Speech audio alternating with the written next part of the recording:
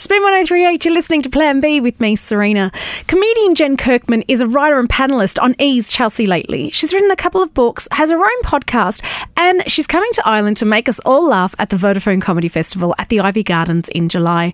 Jen joins me now on the line, and Jen, I'm so excited to be chatting to you because I have to say, I'm a huge fan. That makes me so happy. You'll be the one person in Ireland that knows me in advance. No, do you know what? Lots of people know who you are. Does it get tiresome, though, when people introduce you as Jen Kirkman from Chelsea lately, because you've done so much more than just that? I don't mind it because it's probably what everyone knows me from, and I know it's been a hit over, internationally and stuff. Yeah. I don't like when people say that's where I got my start, because I'm like, no.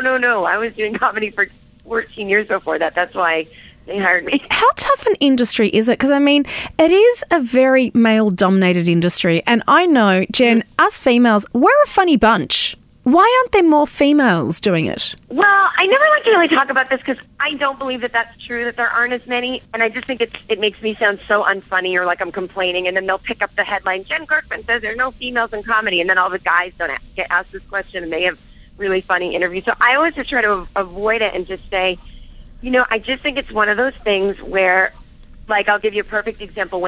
Everyone who starts out sucks. Nobody is funny the first couple of years they do comedy. But for some reason, this is just one of my many theories, what I think is that when you see a comedian who sucks and they're a woman, I think sometimes a club owner might say, oh, that's because she's a woman, instead of, oh, because she just started out, everyone sucks. And the guys might get more chances. Like, when I was starting out, that was kind of the case. A lot of the women I know weren't getting booked at the big regular comedy clubs, so we had to do, comedy at the back of a bar or something like that. But I personally am grateful for every experience I've had because it's made me even funnier. Not fitting in is the best thing you can do if you want to continue to be funny. But you kept saying there that, most people who do this suck for the first couple of years. What makes you keep going? Because I'm sorry, sucking on stage is one of the worst places to be bad because you have an audience watching you. I think I'd go home and just lock myself in my room and go, I can't do that anymore. What makes you keep doing it? Well, I think that's the big misconception about comedians is we're not funny, we're delusional and psycho and completely mental. So that's why we keep doing it, because it's almost like dating for men or women or whoever. If somebody is nice to you every other time you go out, you'll keep going back to them and wondering, well, they were so nice the other night, and then this other night, though, they just completely ignored me. I'm going to go out one more time with them and see. So I think it's that kind of strange mistress where you're not doing awful every time. Yeah. So it keeps you going. Do you know what I love about your comedy? You just poke fun at yourself. What is the most embarrassing story about you that you've told on stage? And is anything off limits, or do you just say whatever to get a laugh? The stuff that's off limits is stuff that would hurt other people's feelings. So if somebody else was involved, if I did something kind of cruel to someone, or I don't know, if I don't want to ever to make anyone else look foolish. So I have some great juicy stories that I probably would just save for people off the stage. But nothing is off limits in terms of how stupid I can look, because I just don't think there's anything funny about not being the butt of your own jokes, because I'm assuming if I've done it, then I'm not that unique. Everyone must have done something stupid. Now, Jen, comedians love laughter, right? That's what keeps you going on stage. And one of the many strings to your bows is that not only are you a panellist on Chelsea lately, but you're also a writer. Are there any moments that you feel, oh, this joke is just too funny and she's going to get the laugh, I can't give it to her? Yes, all the time. So how do you give it to her? I have to. That's my bread and butter. That's paycheck. Well, see, the thing is, I don't talk about pop culture in my act, so I don't care day to day about writing anything.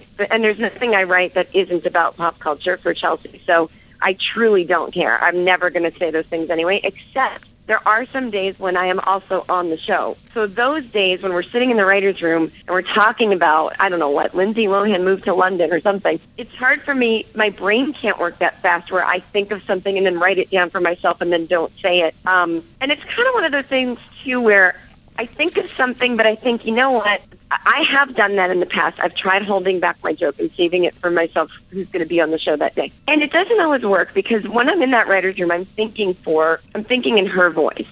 So a lot of times I have saved it and it's backfired because it would have been much funnier coming from her. Yeah. Because she always, it's not like she just takes our jokes and says them verbatim. She adds her own thing to it. So it's never really worked. It's always best if I sit down later and think, all right, what do I think of this? What's my perspective? So sometimes it's hard because I go, I want to start with that premise, but it wouldn't have worked out anyway. It was meant for her. And I have to ask you about Chuy because Chelsea's always giving him a hard time. What's Chuy like? He's actually lived a really crazy life, and we've made reference to it on the show. He's been in prison. No way. Yeah, he has had some crazy experiences, and he's actually a very centered and nice and sweet kind of reformed person who doesn't, he doesn't like that kind of joking in real life. He knows how to perform for it on the show. Yeah. But he's not a mean-spirited person in real life, and so I think that's why the funniest thing for us is making him say, F you and you bitch and all that, because